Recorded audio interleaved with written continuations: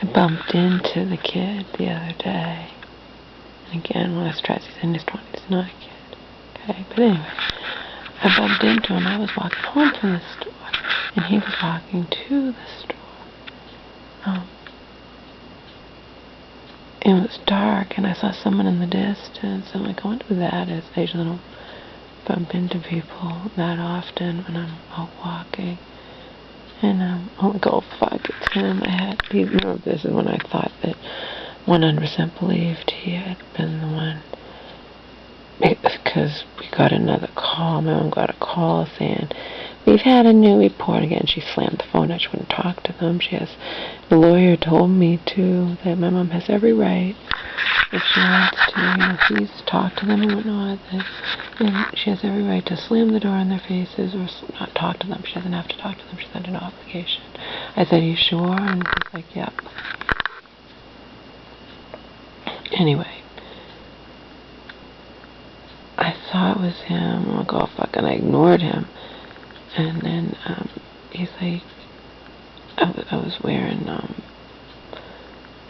had purchased at Walmart rabbit, just cheap little ears, and it was night, and I had my contacts in and not my glasses, and he wasn't sure if that was me, but then he's like, is that you? And then I just decided to be open. I was like, I said something like, did you call out the services, or did you feel like, I was out front, and he's like, no. And I said, I haven't seen you, and I feared that, because, look at it from my perspective, the coincidence, they call on Monday, and it was Sunday night that I wanted to run around and jam into my music, and I also had decided to mail him those letters, which was just 2 letters. The only reason I mailed the 3rd letter is I mailed it afterwards when I feared that he and his family together had conspired to call the services, and I wanted to say, I'm sorry, I wasn't here to know, and I would contact you again, blah, blah, blah. Anyway, he said, we're cool, it's cool, he didn't do it, he said his family didn't do it, he doesn't know for sure, obviously, he can't prove to me his family didn't do it, but I believe him that, he's like, I'm a grown man, I did not show my parents those letters you sent to me. So if I bump into him again, what I want to say to him, I want to say, like, do you know why I gave you those letters? And see what he says. Remember, I joked around sexually, but it was, do you have any friends that's young and hot as you, into old women? But I did that just because he's a guy, I thought I would be joking and lighten the mood or whatnot. But I started the letter with, I wanted to thank you for being so open and honest with me. Your willingness to be so open and honest with me made me instantly realize that you're probably likely not sitting there. You're sitting there judging me and my inability to hide my constant pain. That's what I put, because remember, he's eavesdropped on conversations I had with his father when I shouldn't have trusted his father. I know now, talking to these people, I really trust this married couple, telling me you just don't want to trust anybody, Laura. I don't regret trusting them, obviously, because I found allies who also, enjoy my company and don't mind going out with me sometimes.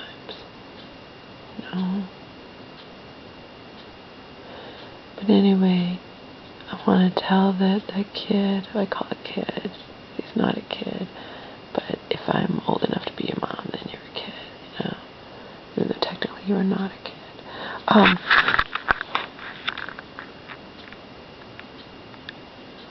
18 is legal, but he's not even 18.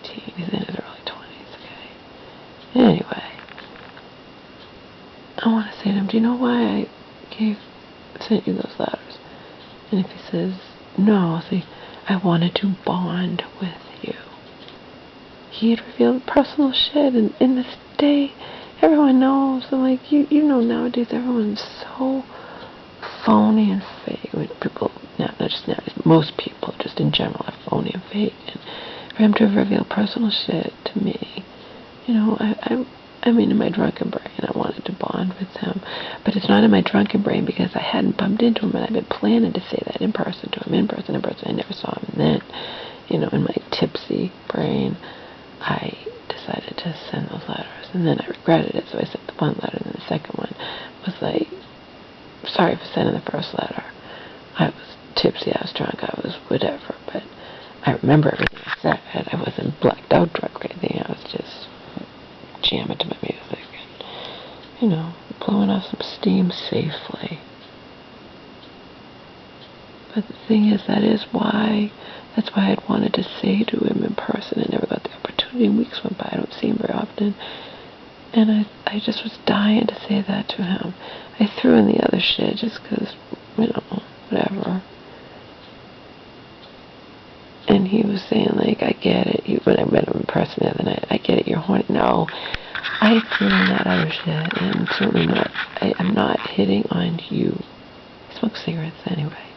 I wouldn't be interested regardless because he smokes cigarettes, but I can fantasize about him. I'm physically attracted to him. And in my fantasies, he's not smoking cigarettes. You know what I mean? With cigarette smoke in my face in fantasy. But I'm just glad we're cool. And with, you know, and he said, we're cool, it's fine. I'm a grown man. I know you were drunk. I know you were whatever. And in the end, I don't care if I can't trust that it wasn't his parents that turned me in, especially based on the conversation I'd had with his dad before. Well, I don't like it when people don't get that I love my mom, and it's not like this easy thing where you guys can say, oh, she belongs in a nursing home, you need to make it happen. Or I don't like that shit. Even though people will be nice to me if they think that. You know what I mean?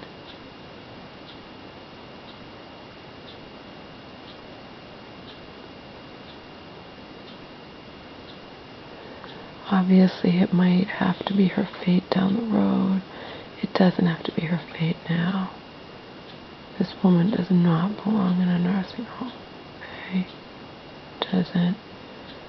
And she came to me on her own accord. Oh, and I shared her poems to her, the mentally ill, with those people that I am, you know, that I'm grateful for.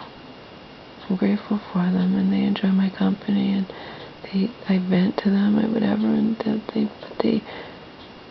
I certainly never would imagine in a million years they'd want to go out with me. They invited me out one night. Anyway,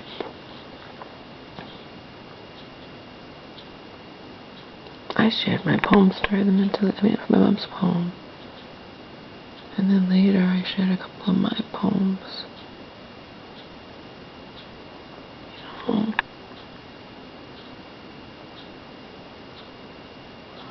trying to have my mom have a fighting chance.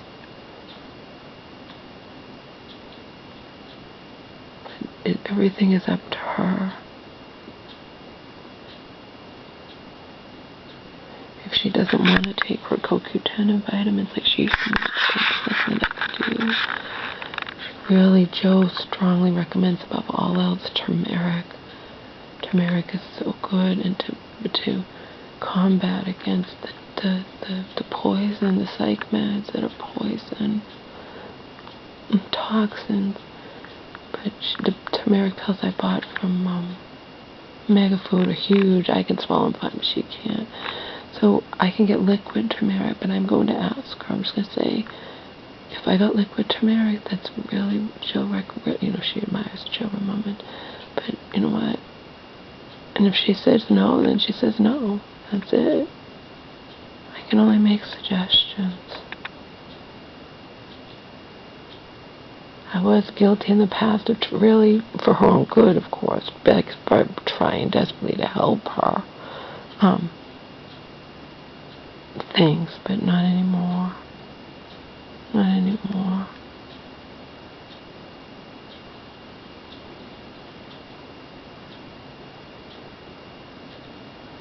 Like I said, I make meat and I eat meat now with her. Organic meat, but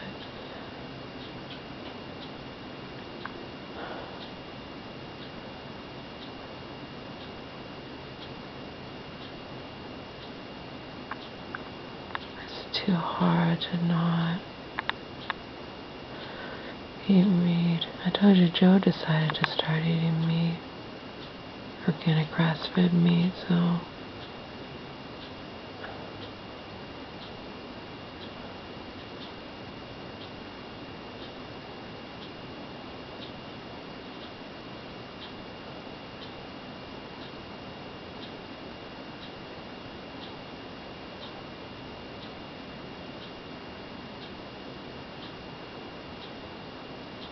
you can only do what you can do. Try too hard to be good, it winds up backfiring in your fucking face. You know what I mean? Just, it's too much.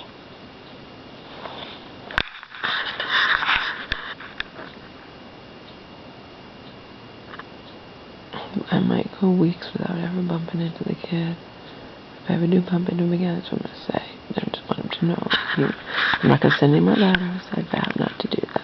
So I have to just wait until I bump into him.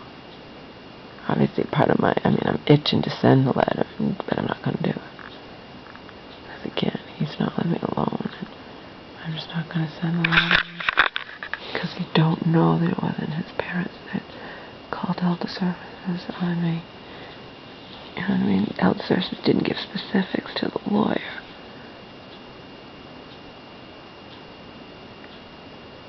But they were definitely calling on me, regarding my emotional state or whatnot.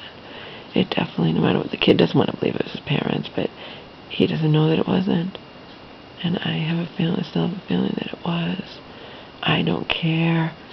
I mean, I do care, obviously, but I know someone called them. You know what I mean? If they said they had a new report. When they came that Thursday before, it was, we've been trying to get to you, Mom. We know she's out of the hospital. Remember, they didn't drop it from before. With my mom, I called that old co-worker or whatnot. And whatever the lawyer said to her, who, the other services person, who knows. But he said that, you know, they just wanted to get my mom, wanted to make sure, you know, was alright or whatnot. He said that she was, and that she had sat there in person with him, and she was clean, she was fine, she was talking and whatnot. And obviously, he said, because that first time when I went, but when we didn't know they needed a letter from my mom, that I heard him, and then he sent me out of the room because he had me in there, you know. I'm calling about so-and-so, you know, she's a little bit of mental illness, a little bit of dementia going on, but, you know. The lawyer knows. The lawyer knows my mom is not, like,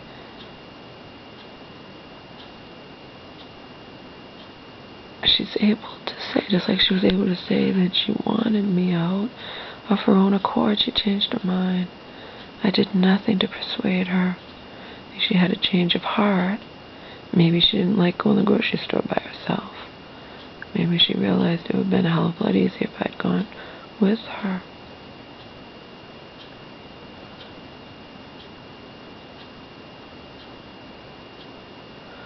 I was just grateful that she told me she'd been thinking and thinking last night and today, and that she decided she loves me. And that's what she said.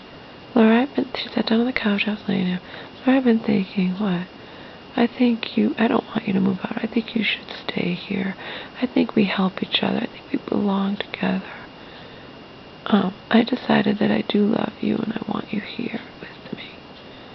And I go, what changed your mind? She goes, oh, I've been doing a lot of thinking. I did a lot of thinking last night today. Okay. That's not some human being that's completely out of her mind, crazy or something, you know what I mean? It's not. And the neighbors were impressed with her poem.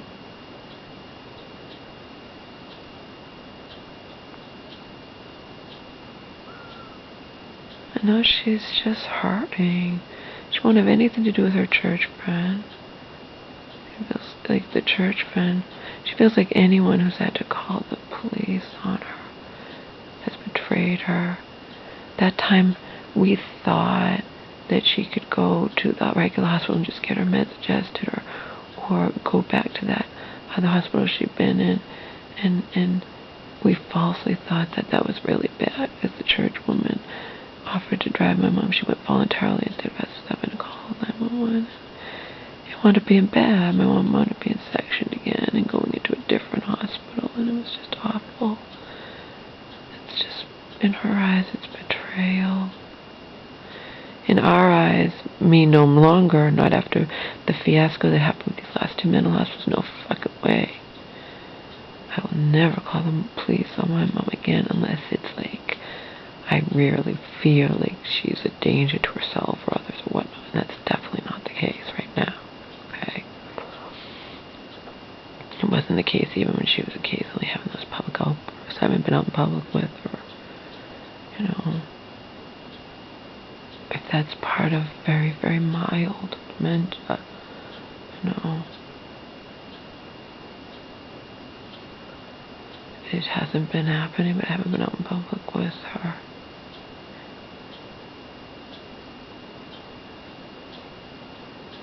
Oh no, that's not true. I was out in public with her. I went to see that new psychiatrist. She didn't have any public outbursts. She did walk out of the psychiatrist's room when I was given history that he'd asked me for, because he's trying to help her, and you can't help someone who's been sick for that long, you know. And I had to correct her on something. I have a right to. If she next time she said she didn't want me there, she might change her mind about that. Now that we've made up, which we were never fighting in the first place. It was just her. We didn't fight. We haven't fought. We don't fight anymore. I mean, if she goes back to bed and leaves the door wide open and I'm sound asleep in my bedroom and I wake up and she's gotten up with Mel and I'm an angel and left the door wide open and go back to bed, I have to say something to her. And I have the note on the door. I mean, you know, I have to. That's just, I cannot stand that. I can stand a lot of things, but not the door being left wide open when we're both sound asleep.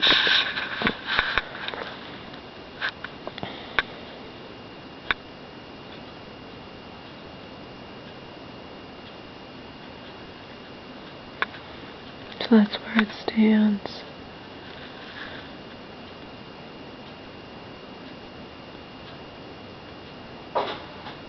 I wish she wanted to move. I wish it so badly. But she does not want to move. And it's up to her.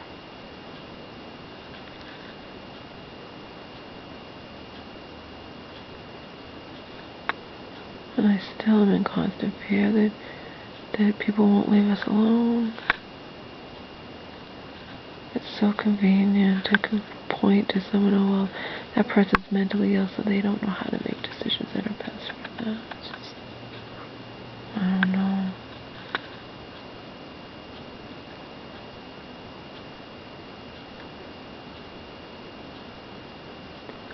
I think it's bullshit.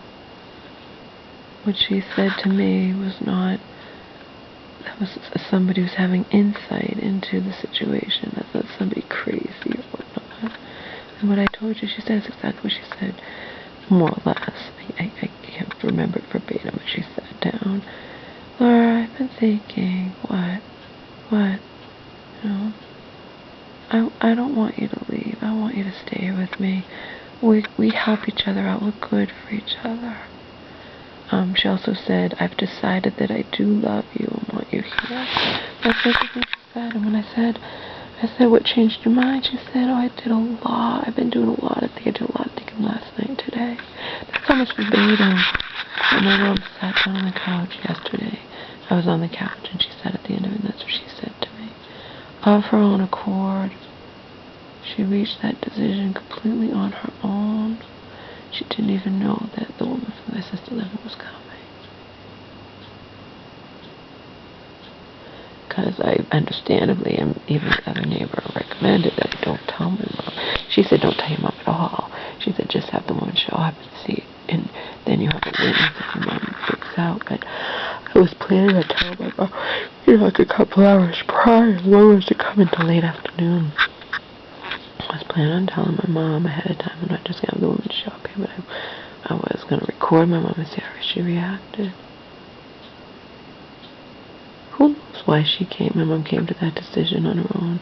Maybe it was difficult for her. She did the grocery shopping and she got everything went up, and maybe she found it difficult, you know. But she said she's been doing a lot of thinking in general. It was the night before and today, you know. And she reached this decision without anybody saying to her, you know, that you're probably not going to be able to live alone.